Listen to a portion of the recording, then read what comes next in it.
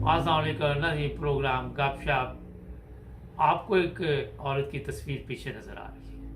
ये औरत एक शक्ल से गरीब औरत लग रही है, मगर इसने क्या काम डाला। 1-1.5 मिनट का प्रोग्राम है, ये सुने और आगे भी शेयर करें जी। अस्सलाम वालेकुम। वालेकुम सलाम। अच्छा यार, ये सारे नोट कर लो कि ਅੱਜ 75 ਚੱਕ ਦੇ ਵਿੱਚ सुने ਦਿਨੇ ਹੋਈ ਹੈ ਵਾਰਦਾਤ। ਤੇ ਉਹਨਾਂ ਦਾ ਤਰੀਕਾ ਵਾਰਦਾਤ ਇਹ ਆਈ ਕਿ ਇੱਕ ਔਰਤ ਆਈ ਹੈ, ਯਾਨੀ ਕਿ ਨਾ ਚੰਗੀ ਪੱਕੀ ਉਮਰ ਦੀ ਔਰਤ ਹੈ, ਠੀਕ ਹੈ।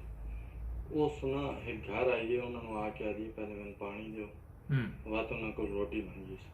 ਉਸ ਔਰਤ ਦੇ ਨਾ ਯਾਨੀ ਕੱਪੜਿਆਂ ਦੇ ਉੱਤੇ ਬੈਕ ਸਾਈਡ ਦੇ ਉੱਤੇ ਫੋਨ ਨੰਬਰ ਲਿਖਿਆ ਹੋਇਆ ਸੀ ਤੇ ਨਾਲ ਇਹ ਲਿਖਿਆ ਹੋਇਆ ਜੀ ਇਹਦਾ ਜ਼ਹਿਨੀ ਤਵਾਜ਼ਨ ਦਰੁਸਤ ਨਹੀਂ, ਲਿਹਾਜ਼ਾ ਜਿਹਨੂੰ ਮਿਲੇ ਸਾਡੇ ਨਾਲ ਰਾਬਤਾ ਕਰੇ।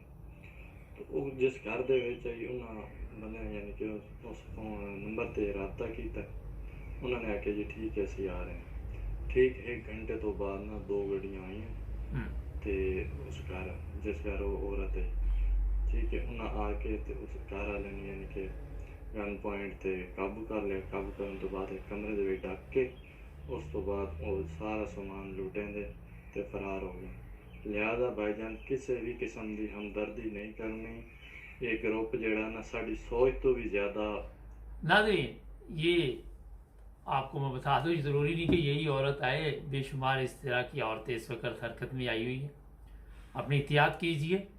किसी ने अगर पानी का कुछ कहा भी है तो उसे बाहर ही पकड़ा के दरवाज़ा बंद करके तो फिर नज़र रखे उस पर और पुलिस को इतला दे। हो सकता है आपकी पुलिस ने उसको भी साथ मिली हो, पाकिस्तान जिंदाबाद है, कुछ भी हो सकता है।